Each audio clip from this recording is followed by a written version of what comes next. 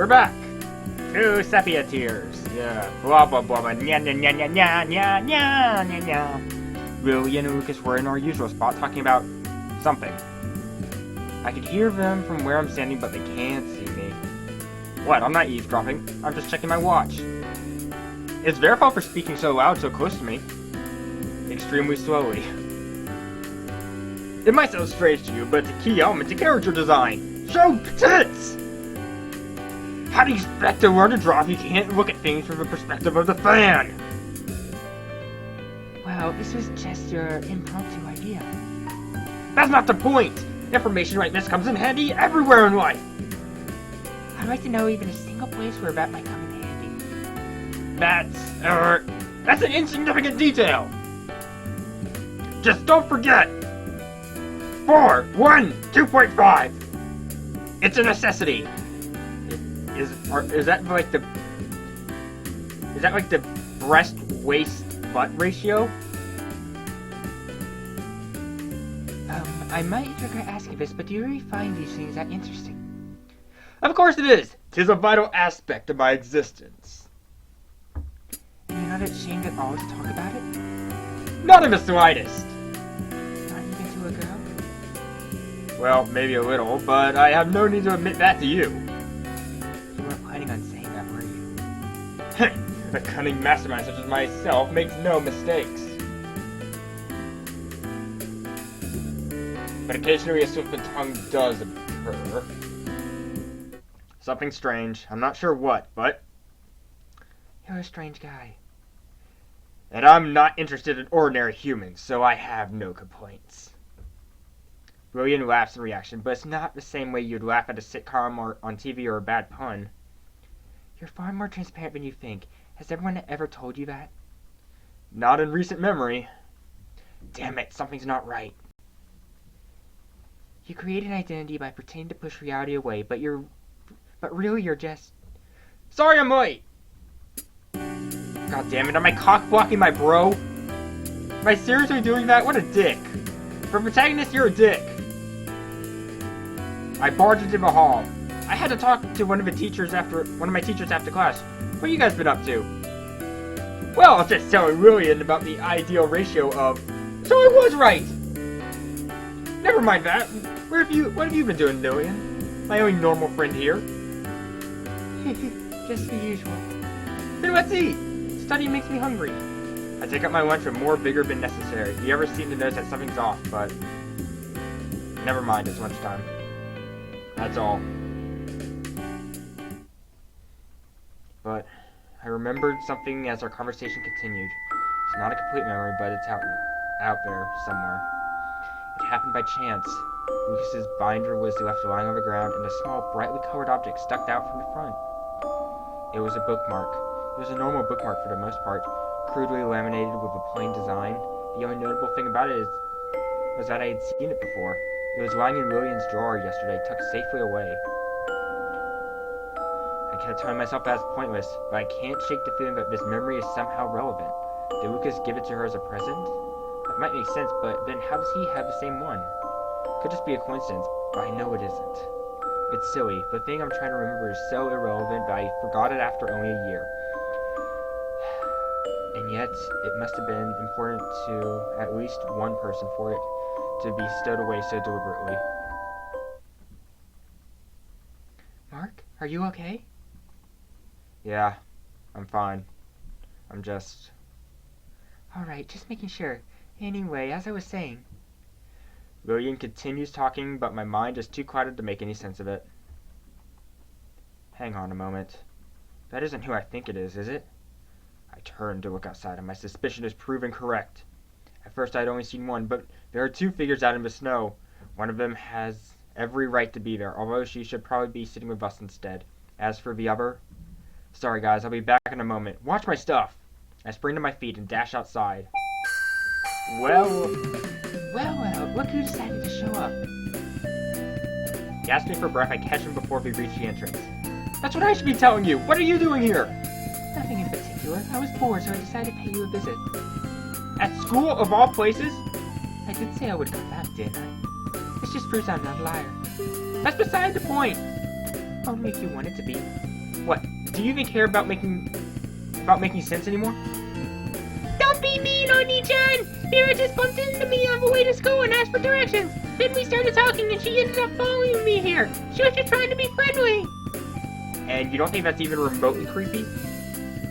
More importantly, your sister seems to be quite an interesting person, Mark. Mira puts on a mischievous grin, as if she knows something she isn't supposed to know and wants me to know that she knows it. Anyway, what are we idling around for? Let's go grab something to eat. What? I already have a lunch. That's okay. Junk food tastes better. And I have friends to eat with. Don't you want to eat with your precious childhood friend? Who said you were my childhood friend? I did. Now let's go. Wait. Have fun, Oni-chan! Don't worry, Oni-chan! I found a condom in your back pocket! When I was grabbing your butt this morning! So, what exactly are these things? Just eat it. What's the worst that could happen? I could die of poisoning, bitch. Oh, he had the same thought! Nice, good job, Mark! He could be trying to poison me. Why would I do something like that? I'm not sure why you do anything you do. Good point. And we have now entered Garkon and Kratos' conversations. Well, I guess you have to live in fear as long as I'm by your side. Sounds like a dream come true. Mira takes a bite out of a fish-shaped snack. That one has a name, I forget what the fuck it's called. These things creep me out. I'm not sure if I want to know what's inside them. Death! I think I heard Rin talking about this one. Something about a character that really liked them. Oh, and what happened? I think she died. Oh, wait, is this Conad? That's disappointing. Well, maybe she came back to life or something. I don't know. It's not like that's relevant or anything. Yeah, I guess not. That was an odd pause. Anyway, what are you waiting for? Surely you don't want to starve out here after voluntarily choosing to skip lunch. I guess in her world, voluntarily choosing means being physically dragged from one point to another, kicking and screaming, begging for mercy, while all your friends and co-workers just stare on you. And etc. Blah blah blah. And you guys couldn't see that, but I just got a message from my friend, Lance. Yay.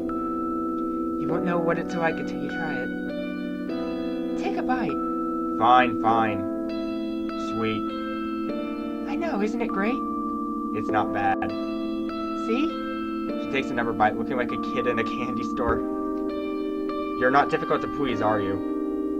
Are you implying something? No, I'm asking directly. That's not the point. Now do you see how I feel when I talk to you? She devours the last of her snack to hide the fact that she's at a loss for words.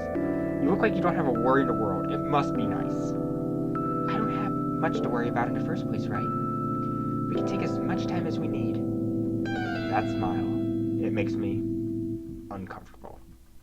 Anyway, I'm just glad you weren't trying to poison me with this thing after all. I told you I wouldn't do something like that. But most I'd do is try to mess with your social life. Is that supposed to be comforting? You're easy to toy with. So, Mira, if you don't want to tell me about yourself, then tell me about your past. The distant past, even. Before you were born. When the dinosaurs ruled the earth. I don't fucking care. Just say something.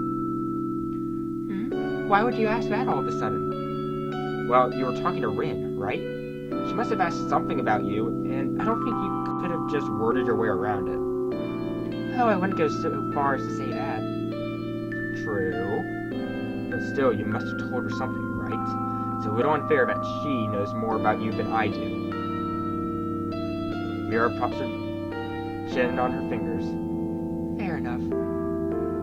So, where do you want me to start? Now that's a tricky one. I didn't even think she would agree.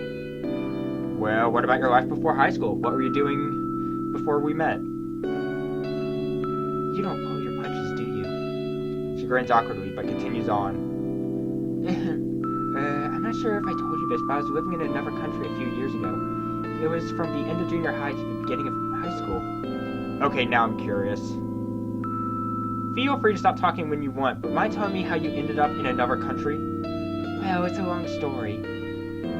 I could wait. I know, but... She sighs audibly. Guess that's the end of it. Alright, it's alright, I understand. Sorry for crying. Oh no, there's no need to apologize. It's nice to see that you're being open with me. Shouldn't it be the other way around? You haven't told me much about yourself either. That's because you already seem to know all there is to know. I can't argue with that. I smirk unconsciously. It's like I'm talking to an old friend.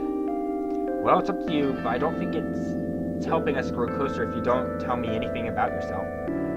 I don't mean to hit a nerve, but... You really want to know? When you put it that way, I'm not sure. If it's important to you, then I can talk. But only if you promise that you're not just doing it out of curiosity. I stare at her and regret sinks in. Sorry. No, I should apologize. It isn't like me to get this serious. You know, even though I haven't known you for long, I think we've talked enough for me to understand just a little bit about you. I know enough to say that you're not suited to being depressed. Hey, I'm still human. Humans are allowed to be depressed. Then how do you explain jumping off the roof and vanishing into the snow? Well, maybe I'm just a special human. A human that can teleport isn't a human. It's an Esper. You shouldn't ruin a girl's dreams. Yep, she's definitely back to normal. You know, you're a lot more childish than I first thought. What, you'd rather I act like an elegant lady that lives in a mansion, drinks... You'd rather I act like an elegant lady that lives in a mansion, drinks expensive tea every morning, and goes to prestigious all-girls high school? That was a very specific example. But no. I'm not saying it is an insult. I just find it surprising. I think it's kind of nice that you act like this. Makes me feel like I can relate to you. Hey, protagonist, are you a little student today? You don't think you could relate to refined type? Well, no, not really. And I don't think many of us can. Good day, sir. Maybe you're right. Well, that's okay. I'm far from refined, as you can see. Mira brushes her hair aside and her dark expression with it. This is who I really am, anyway. Just an eccentric kid who enjoys a quiet night of reading. If that's how you want to put it, I'm just a weak-willed slacker who would skip school right before exams to talk to a girl he barely knows. It's an odd combination, but I think it works. And that's all that matters. Come on, let's go. The day is still young. She walks up ahead, and for once, I willingly follow. It's an odd combination, but I think it works. That phrase remained in my mind as the hours passed. I still remember Lillian's downcast eyes that studied for ripples in her mug of hot chocolate, but that memory is doing with the strangely captivating performance that Mira is putting on. Can't explain it, but with Mira, it feels as if we've known each other for a really, really long time. But getting attached is dangerous. I check my watch. 2 o'clock p.m. School has long since started for the evening, so there's no chance of making it back. Congrats, Mira. You successfully made me skip class. Really? She pulls out an elegant pocket watch and checks the time. What time does the lunch end again? 1 o'clock p.m. Well, if you want to head back, I guess it's alright. I know you're not exactly a top student, so I wouldn't want you failing on my account. Is she actually being considerate? Well, I should probably head back. But then you'd be all alone, wouldn't you? I suppose I would. I dragged you out of school for a reason after all, so I would like it if you stayed. So you were just offering to be polite? I guess you could say that. Somehow I'm not surprised. It's fine, I think this was a worthy sacrifice anyway. I mean, sacrifices are important sometimes. That's true, it's like the concept of risk-taking, isn't it? Think about it. No one likes being vulnerable, but in sacrificing the comfort of the status quo, you might get something more valuable than what you had before. The law of equivalent exchange, I call it. You must sacrifice something of equal value before you gain something. I suppose that's right. It is, isn't it? But to be honest, that kind of thing only works in economics textbooks. And Full Metal Alchemist. It's like when you buy a patty, but you're too afraid to take the first bite in case it's too hot. Yeah, I guess that's what it comes down to, isn't it? Humans are naturally afraid of burning their tongue. Yep. I actually burned my tongue. Oh my god, one of my high schools was so freaking insane. soup. Like, they took it out, like, at the boiling point and gave it to us. I never got to eat it because it was so freaking hot. Like, I actually scalded my tongue because of it. I know more about that than anyone else. Why do I get the feeling that you mean that literally? Oh, you mean we weren't talking about food? I'm through with your crap today, Mira. Well, that's the end of Sepia Tears for today. Adios.